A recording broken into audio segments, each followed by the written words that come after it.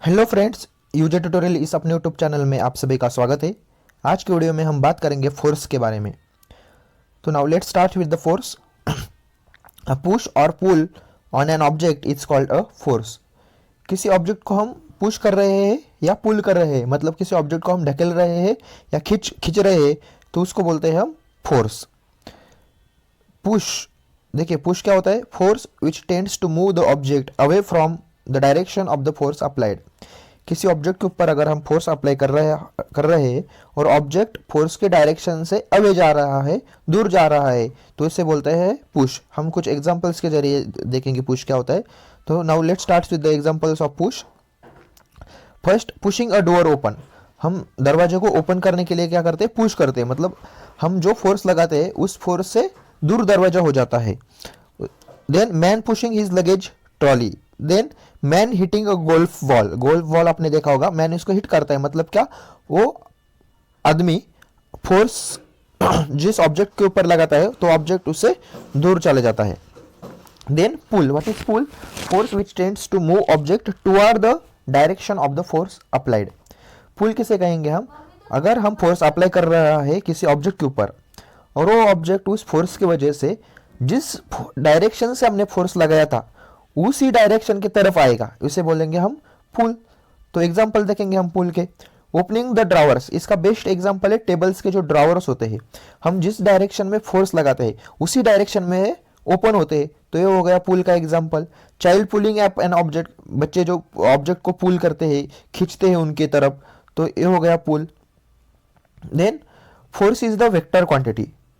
Physical quantity है एक force, और फिजिकल क्वांटिटी के दो प्रकार होते हैं, स्केलर क्वांटिटी और वेक्टर क्वांटिटी। उसमें से फोर्स जो है वो वेक्टर क्वांटिटी है। तो फोर्स वेक्टर क्वांटिटी क्यों है? तो फोर्स के पास मैग्नीट्यूड भी है और डायरेक्शन भी है, इसलिए फोर्स को हम वेक्टर क्वांटिटी कहते हैं। इफेक्ट्स ऑफ फोर्स हम देखेंगे। अगर किसी ऑब्जेक्ट के ऊपर हम फोर्स अप्लाई कर रहे हैं तो उस ऑब्जेक्ट के ऊपर फोर्स के क्या क्या इफेक्ट्स होंगे। तो देखिए, सबसे पहला इफेक्ट है force can change the speed of an object. अगर किसी ऑब्जेक्ट के ऊपर हम फोर्स अप्लाई कर रहे हैं तो उस ऑब्जेक्ट का स्पीड फोर्स की वजह से चेंज हो सकता है। इसका एग्जांपल है, अगर हम कार चला रहे हैं या बाइक चला रहे हैं और उसके ऊपर हमने ब्रेक अप्लाई कर दिया, तो ब्रेक मतलब क्या हुआ? उस स्पीड के ऊपर हमने फोर्स कर दिया, तो उसका स्पीड क्या होगा? वो बाइक का या कार का स्पीड चेंज हो जाएगा। अगला इफेक्ट देखेंगे हम फोर्स का। Force can change the direction of an object. किसी ऑब्जेक्ट की डायरेक्शन भी फोर्स की वजह से चेंज हो सकती है। Next, force can change the shape of an object. Force की वजह से किसी ऑब्जेक्ट का शेप भी चेंज हो सकता है। फॉर एग्जांपल बलून है, बलून के ऊपर आपने थोड़ा सा फोर्स अप्लाई कर दिया तो उसका शेप क्या हो जाता है? चेंज हो जाता है। नेक्स्ट इफेक्ट है force can move an object from rest to state of motion. अगर कोई ऑब्जेक्ट रेस्ट में है, उसके ऊपर हमने फोर्स लगा दिया तो वो मोशन में चला जाता है। ये फोर्स के इफेक्ट से। उसके बाद देखेंगे हम टाइप्स ऑफ फोर्स। फोर्स के मेन टू टाइप्स होते हैं। One is contact force, another is non contact force. Contact force में आते हैं मस्कुलर फोर्स, फ्रिक्शनल फोर्स और mechanical force. Non contact force में आते हैं magnetic force, electrostatic force, gravitational force. तो कॉन्टैक्ट फोर्स और नॉन कॉन्टैक्ट फोर्स क्या होता है, इसके बारे में हम देखेंगे पहले। कॉन्टैक्ट फोर्स मतलब किसी ऑब्जेक्ट के ऊपर हम जब फोर्स अप्लाई करते हैं तो उस ऑब्जेक्ट के साथ हमारा क्लोज कांटेक्ट होता है, उस ऑब्जेक्ट को हम टच करते हैं, तो ये हो गया contact force. Non contact force मतलब क्या होता है? किसी ऑब्जेक्ट के ऊपर हम फोर्स अप्लाई करते हैं लेकिन उसके साथ हमारा क्लोज कांटेक्ट, मतलब हम उसको टच नहीं करते, ये होगा नॉन कॉन्टैक्ट फोर्स। तो वन बाय वन देखेंगे हम। सबसे पहला है muscular force. The force applied with the help of muscles is called as muscular force. Muscular force is the example of contact force. Muscular force किसे कहते हैं? जब हम फोर्स अप्लाई करते हैं हमारे मसल्स के थ्रू, मतलब हमारे बॉडी के थ्रू, तो उसे मस्कुलर फोर्स कहते हैं। फॉर एग्जांपल हम जिम में जाते हैं, जिम करते हैं, तो ये हो गया मस्कुलर फोर्स। अगर आपको बकेट आपको उठानी हो तो आप बकेट को पकड़ के बकेट को खींचते हैं, तो मतलब बकेट के ऊपर आप क्या करते हैं? मस्कुलर फोर्स अप्लाई करते हैं। या आप साइकिलिंग चलाते हैं तो आपके लेग्स के थ्रू, अपने पाँव के थ्रू आप साइकिल के पेंडल के ऊपर क्या करते हैं? मस्कुलर फोर्स अप्लाई करते हैं। Next type of contact force is the mechanical force. The force applied bye means of machine is called mechanical force. जो फोर्स मशीन के थ्रू अप्लाई किया जाता है उस फोर्स को हम मैकेनिकल फोर्स कहते हैं।